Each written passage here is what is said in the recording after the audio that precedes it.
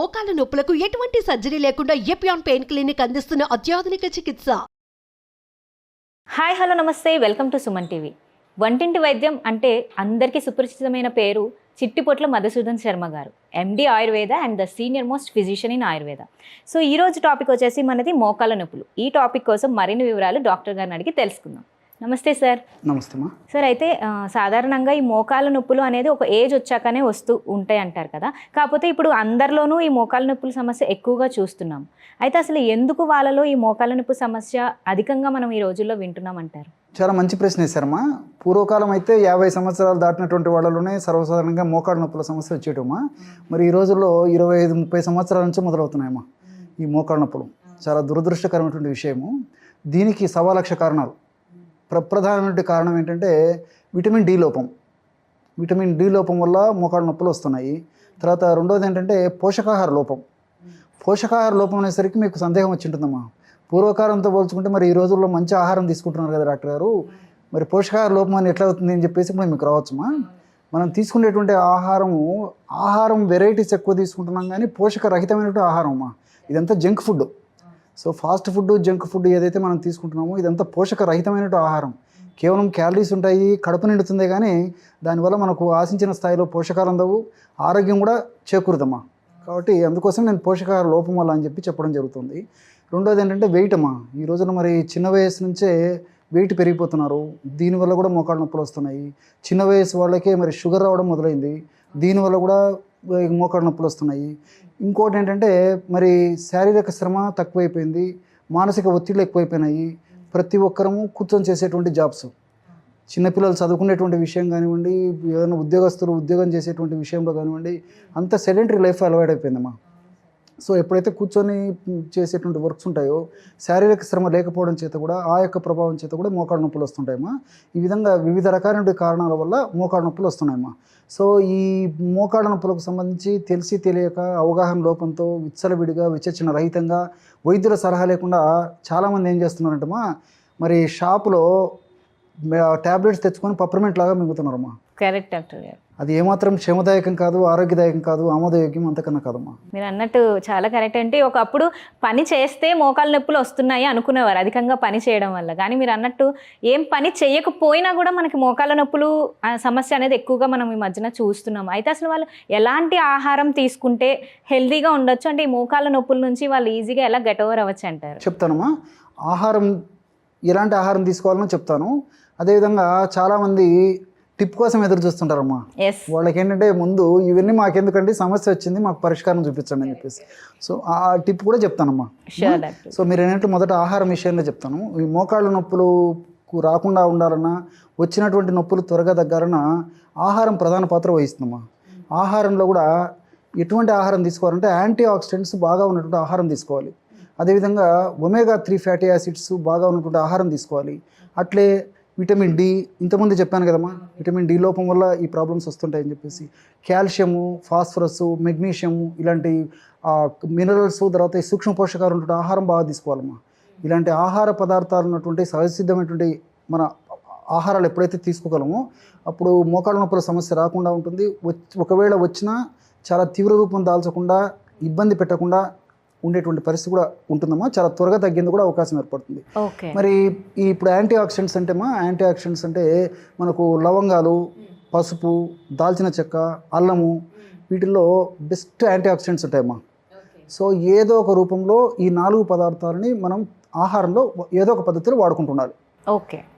లవంగాలు కానివ్వండి, దాల్చిన చెక్క కానివ్వండి ఏమో, తర్వాత పసుపు కూడా అలాగే పనిచేస్తుందమ్మా. అల్లము ఇలాంటివన్నీ కూడా ఏదో ఒక రూపంలో తరచుగా వాడుకోవడం వల్ల మంచి ఈ యొక్క సమస్యకు చక్కటి పరిష్కారం దొరుకుతుంది.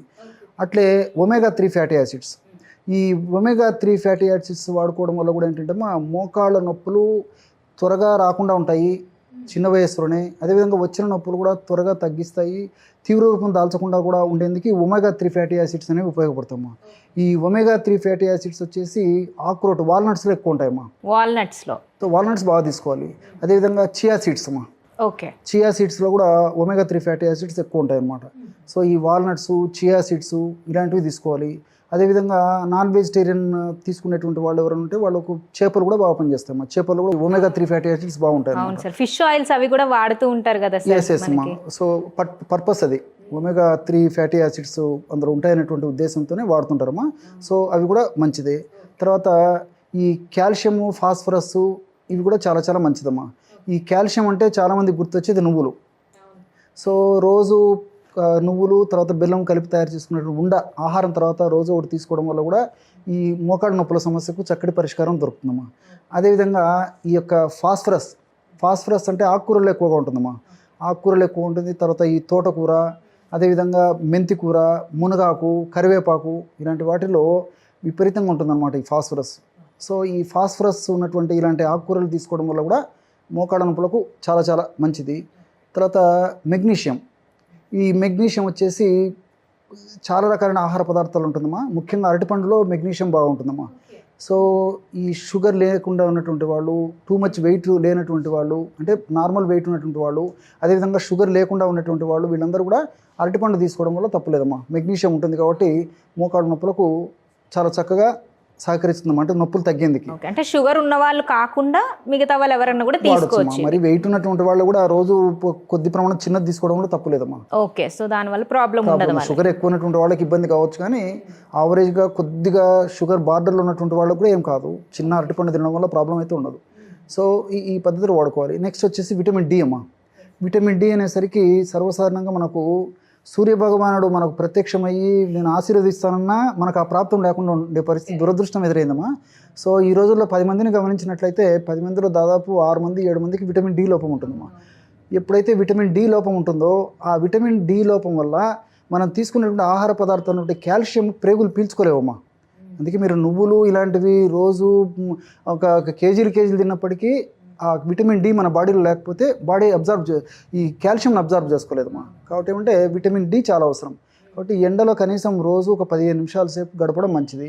మరి అది వీలు కానటువంటి వాళ్ళు కనీసము ఈ విటమిన్ డి సప్లిమెంట్ ఖచ్చితంగా తీసుకోవాలమ్మా. డాక్టర్ గారు, అయితే మీరు విటమిన్ డి సప్లిమెంట్ తీసుకోమన్నారు కదా, అయితే మనకు విటమిన్ డి కూడా ఎక్కువగా తీసుకుంటే అది బాడీకి నష్టం కలిగిస్తుంది అంటారు కదా, అయితే అసలు ఈ విటమిన్ డి సప్లిమెంట్ అనేది వాళ్ళు ఏ విధంగా తీసుకోవాలంటారు? ఫస్ట్ అమ్మా వీలైతే అవకాశం ఉంటే ముందు టెస్ట్ చేయించుకోవడం మంచిదమ్మా. నేను చెప్పాను కదమ్మా, దాదాపు 10 మందిలో ఎక్కువ శాతం మందిలో 6 మంది 7 మందికి ఉంటుంది కామన్గా. అలా కూడా వాళ్ళకి ఏ లెవెల్లో తక్కువ ఉందని చెప్పేసి కూడా క్లియర్ చేసుకొని వాడుకుంటే మంచిది.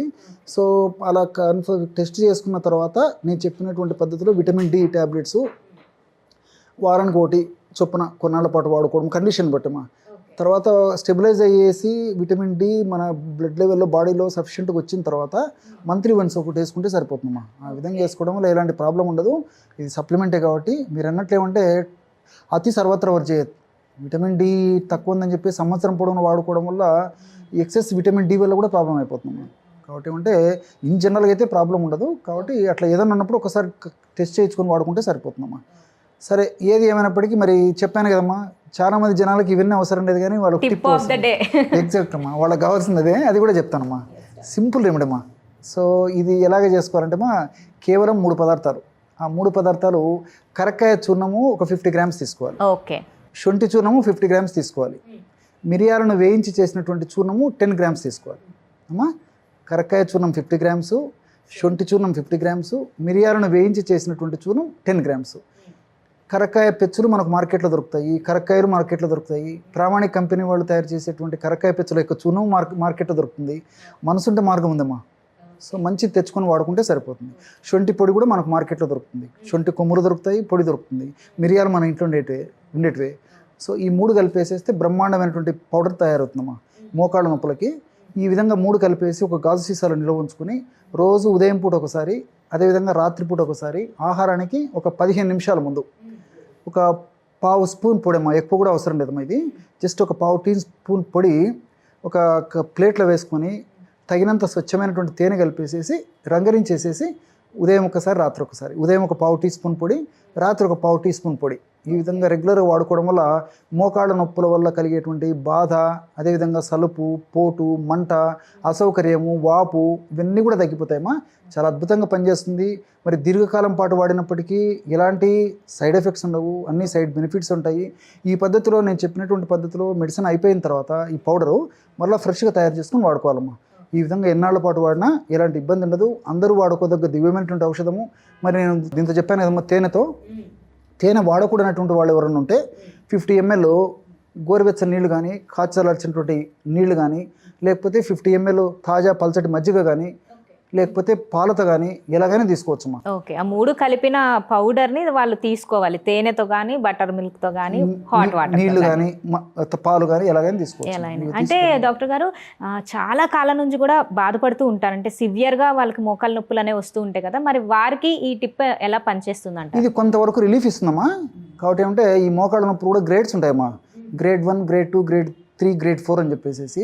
సో ప్రథమ దశలో, ద్వితీయ దశలో ఉన్నటువంటి కండిషన్స్లో అయితే ఆ యొక్క సమస్య పెరగకుండా ఉండేందుకు చాలా కాలం పోస్ట్ పోన్ చేసేదానికి ఈ యొక్క ఔషధాలు ఉపయోగపడతాయి. కాబట్టి పూర్తి తీవ్ర స్థాయిలో ఉన్నప్పుడు ఏమంటే కంఫర్టబిలిటీ వస్తుందమ్మా. కాబట్టి వీటికి తోడు మిగతా ఔషధాలు అవసరాన్ని బట్టి మరి ఏదైనా శస్త్రచికిత్స కూడా అవసరపడితే కూడా పడవచ్చు. కాబట్టి ఏమంటే దీనివల్ల అన్ని మంచి జరుగుతాయి కాబట్టి ప్రయత్నం చేయడంలో తప్పులేదమ్మా. Thank you so much doctor గారు, చాలా మంచి టిప్ కూడా చెప్పారు మన వ్యూవర్స్కి. Thank you so much.